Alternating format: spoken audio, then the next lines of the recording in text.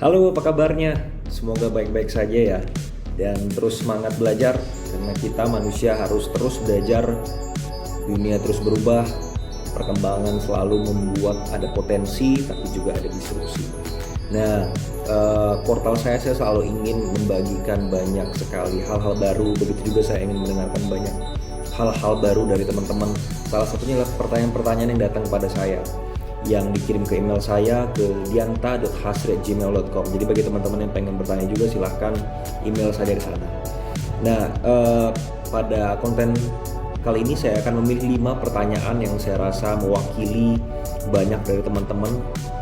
5 pertanyaan ini akan saya jawab satu-satu. Baik, kita mulai saja dari pertanyaan yang pertama sampai nanti pertanyaan kelima.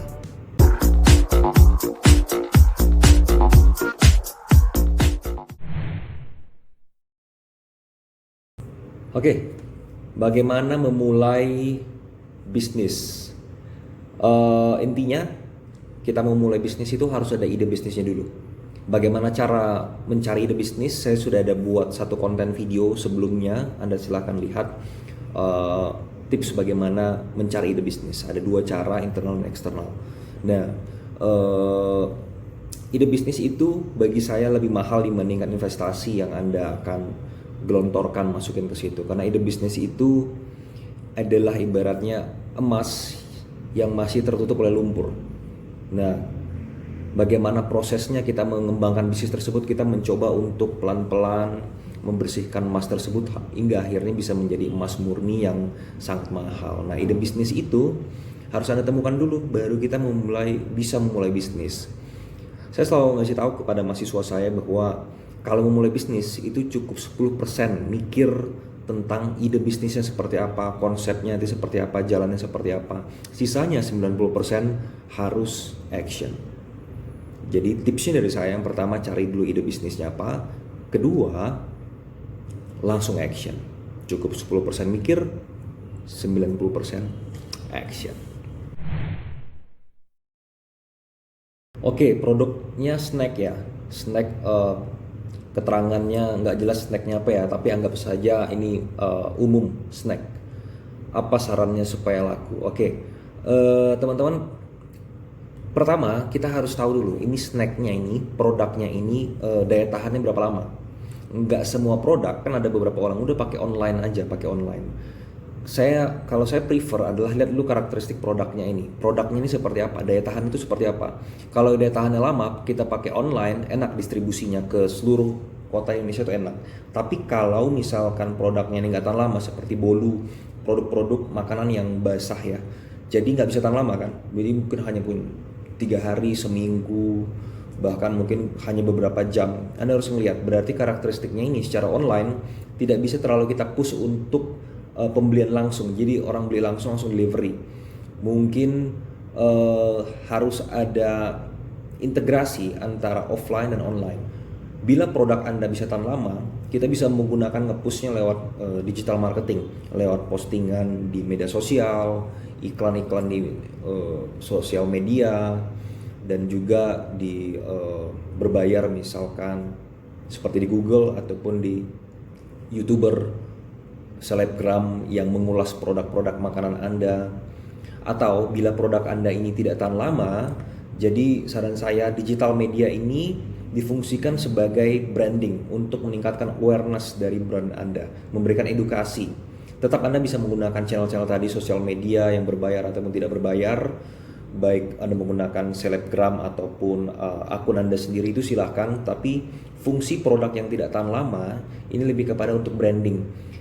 Diusahakan bagaimana orang-orang konsumen Anda itu akhirnya datang ke toko Anda. Jadi fungsi digital media ini menjadi berbeda. Kalau untuk produk yang tahan lama bisa untuk melakukan pemesanan langsung. Kalau produk yang tidak tahan lama ini lebih difungsikan sebagai sarana edukasi konsumen supaya langsung datang ke tokonya. Gitu. Jadi tergantung produknya, snacknya itu seperti apa. Tapi integrasi antara media sosial, media digital dengan media non digital itu penting dalam makanan. Karena nggak bisa kita kesampingkan bahwa makanan itu yang paling penting adalah rasanya. Konsumen harus taste dulu. Setelah mereka ngerasa enak, mereka kan terus melakukan purchasing, mereka kan terus melakukan pembelian. media sosial, media digital itu sangat powerful untuk meningkatkan proses pertama kali mereka beli, untuk nge-boost, tapi setelah itu untuk terus membantu kita untuk dapat menjual dengan repetisi yang cukup panjang, teman-teman. Jadi saran saya, kalau Anda punya snack, kenali dulu produk Anda ini, daya tahannya seperti apa, berapa lama. Kalau Anda sudah mengetahui karakteristik dari brand Anda ini, gunakan media-media, khususnya media digital. Saya banyak mendorong teman-teman pelaku UMKM ataupun snack itu gunakan sosial media, karena snack itu rata-rata penggemarnya adalah generasi-generasi yang sudah melek sama digitalisasi. Jadi bagi mereka searching, mesan lewat handphone itu udah biasa. Jadi banyak push di sosial media, khususnya di Facebook, Instagram. Gitu teman-teman. Jadi kalau punya snack, kenali dulu snacknya ini tipe karakteristik produknya seperti apa. Setelah itu pilihlah beberapa media digital yang membantu brand Anda, apakah untuk edukasi ataupun penjualan langsung. Dan jangan lupa bahwa branding snack itu tetap penting. Apakah Anda pengen di branding sebagai snack yang berkualitas dengan harga murah, snack dengan yang punya kualitas yang sangat berbeda, snack yang eksklusif. Branding akan menjadi kulit yang baik bagi produk Anda, akan menjadi packaging yang baik bagi brand Anda untuk menjual jangka panjang. Jadi branding juga harus diutamain, teman-teman. Di zaman digital, branding itu sudah sangat gampang, karena mostly branding itu banyak dimulai dari visualisasi, setelah itu kualitas konten-kontennya, dan juga influence yang terjadi di sekitar brand tersebut, apakah yang tercipta secara organik ataupun non-organik. Organik itu mungkin dari pengenalan orang terhadap produk, Anda memberitahu kualitas produk Anda. Kalau non-organik itu misalkan Anda menggunakan media-media ataupun influencer lain yang Anda bayar untuk dapat mempromosikan produk Anda. Demikian. Bisnis bengkel, gimana caranya? Saran saya gunakan digital media, digital marketing. Kenapa? Karena zaman sekarang orang itu mencari bengkel itu kebanyakan search di Google. Jadi pertama, pastikan Anda punya akun Facebook page, Instagram yang lengkap, aktif ngepostingnya.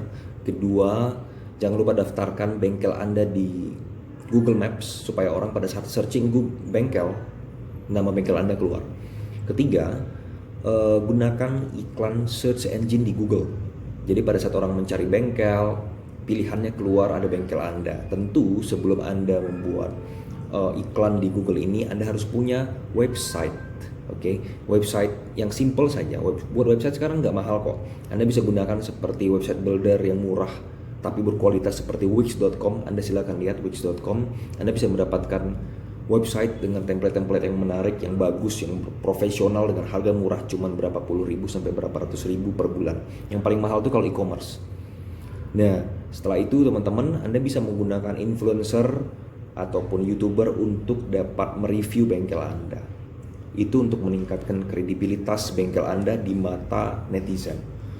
Ingat ya teman-teman, bahwa digital marketing sangat powerful, khususnya bagi Anda yang punya tempat bisnis yang tepat lokasinya. Tetap restoran, bengkel, sekolah, tempat les, artinya tidak berpindah. Satu-satunya cara untuk dapat memperbesar market Anda harus berkomunikasi lebih luas. Nah, digital media, sosial media khususnya, itu memungkinkan Anda untuk dapat penetrasi market yang sangat luas.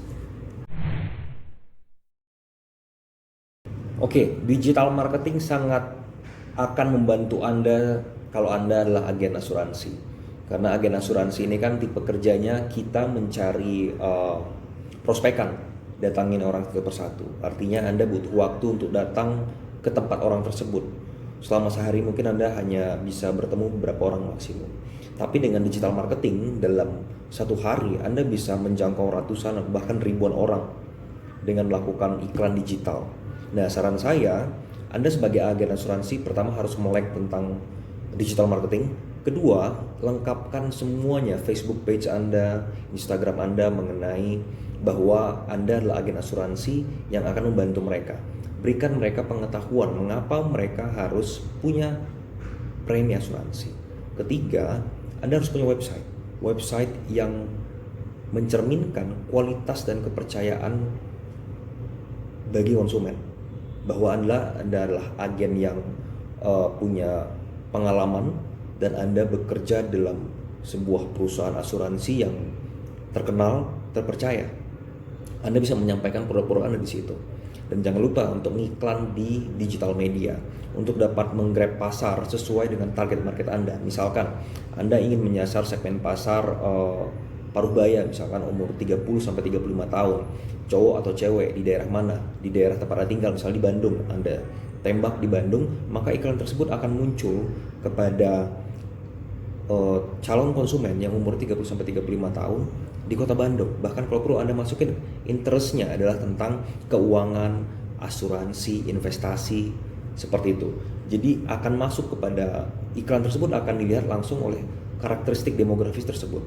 Itu akan membantu Anda untuk dapat bertemu dengan konsumen secara maya dengan penetrasi yang sangat cepat dan luas. Pada saat nanti mereka sudah masuk ke website Anda mendapatkan database mereka masukin handphone, ingin tahu lebih lanjut, disitulah akan menjadi prospekan Anda yang akan Anda prospek, apakah melalui handphone ataupun bertemu langsung. Jadi tentu saja digital marketing juga akan membantu Anda sebagai agen asuransi. Memang masih banyak teman-teman agen asuransi yang menggunakan cara yang konvensional, datangin satu-satu, menggunakan ring satu, siapa kenalan dari teman-temannya, kenalan lagi dari teman-teman rekomendasi. Tapi saran saya adalah selain Anda menggunakan cara tersebut, juga gunakan digital marketing. Karena digital marketing adalah cara yang pintar untuk dapat mendapatkan prospekan yang banyak dalam waktu yang singkat. Oke, apa tips branding yang baik? Tips branding yang baik adalah pertama, Anda punya pesan yang jelas kepada konsumen. Anda ini bedanya apa dibanding brand yang lain? Anda harus tajam di situ. Brand itu nyawanya adalah diferensiasi yang ada di dalam brand Anda. Apakah brand Anda yang ingin terkenal karena inovasinya, apakah karena kualitasnya, apakah karena harganya yang murah dan lain-lain. Jadi harus ada pesan utama dalam brand Anda.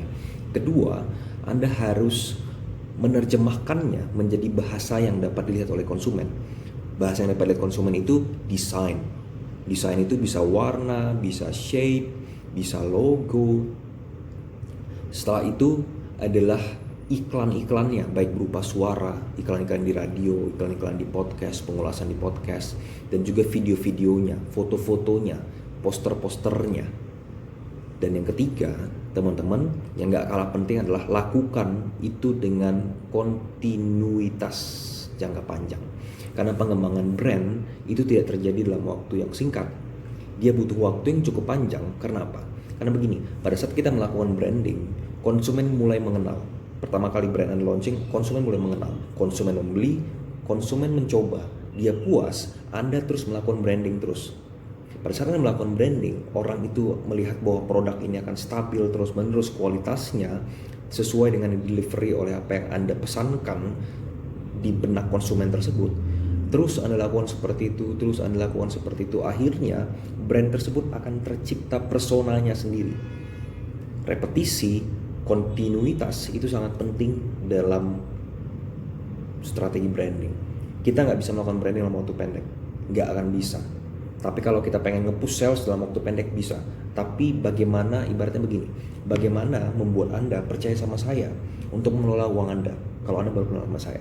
Nggak bisa. Kalau kita sudah berteman cukup lama, Anda sudah melihat saya ini seperti apa, saya bisa dipercaya, akhirnya Anda akan menitipkan uang Anda ke saya untuk saya masukin ke bank rekening Anda. Tapi kalau nggak akan mungkin bisa. Brand itu adalah trust. Trust tidak tercipta dalam jangka pendek, tercipta untuk waktu yang cukup panjang.